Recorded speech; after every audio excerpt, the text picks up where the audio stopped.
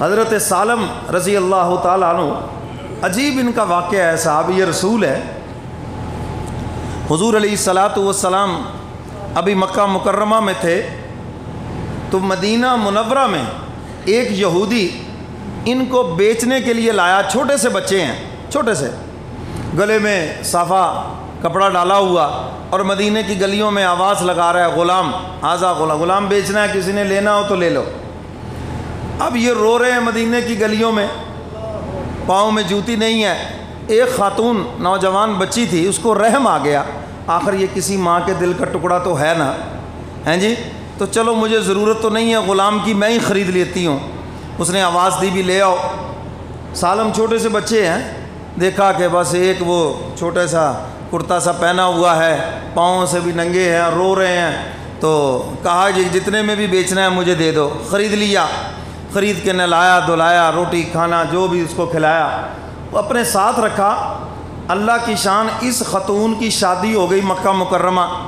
جب شادی ہوئی تو یہ اس حضرت سالم کو، چھوٹے بچے کو اپنے ساتھ لے گئی، اور جب مکہ میں پہنچتی ہے تو وہاں کا دیکھا، حضور علیہ الصلاۃ والسلام نے اعلان نبوت فرما دیا تھا۔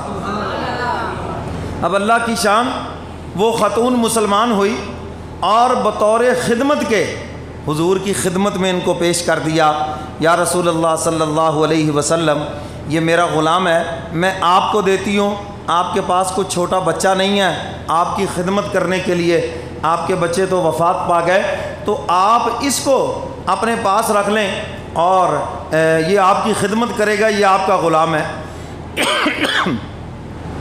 اب اللہ کی شان، حضور کے پاس اور سودے کے لیے بازار گئے ہم، اور بکے اس کے آگے جس کے خریدار تھے ہم۔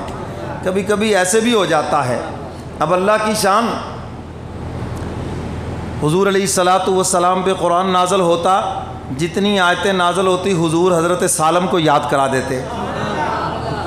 حضور سے قرآن یاد کر رہے ہیں، ہجرت کا حکم آ گیا، مکہ سے ہجرت کر کے صحابہ مدینہ پہنچتے ہیں اور حضور کا انتظار کر رہے ہیں، اور حضرت سالم رضی اللہ تعالیٰ عنہ اب بڑے ہو گئے، اور انہوں نے 23 سپارے حضور علیہ الصلاۃ والسلام سے حفظ کیے ہیں۔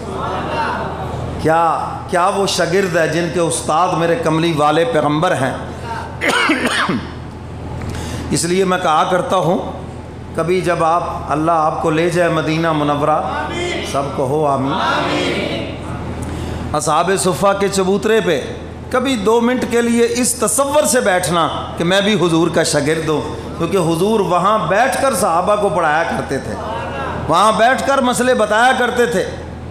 تو حضور ہمارے روحانی باپ ہیں، ہمارے روحانی استاد ہیں۔ حضور خود فرماتے میں تو معلم بنا کے بھیجا گیا ہوں، تو اس نیت سے، اس تصور سے بیٹھے۔ اللہ اکبر۔ سیدنا فاروق اعظم بھی آ گئے اور صحابہ بھی مدینہ میں آ گئے۔ اچھا جی جماعت کون کرائے گا؟ سیدنا فاروق اعظم نے فیصلہ فرمایا، جماعت وہ بندہ کرائے گا جس نے حضور سے زیادہ قرآن پاک یاد کیا ہو۔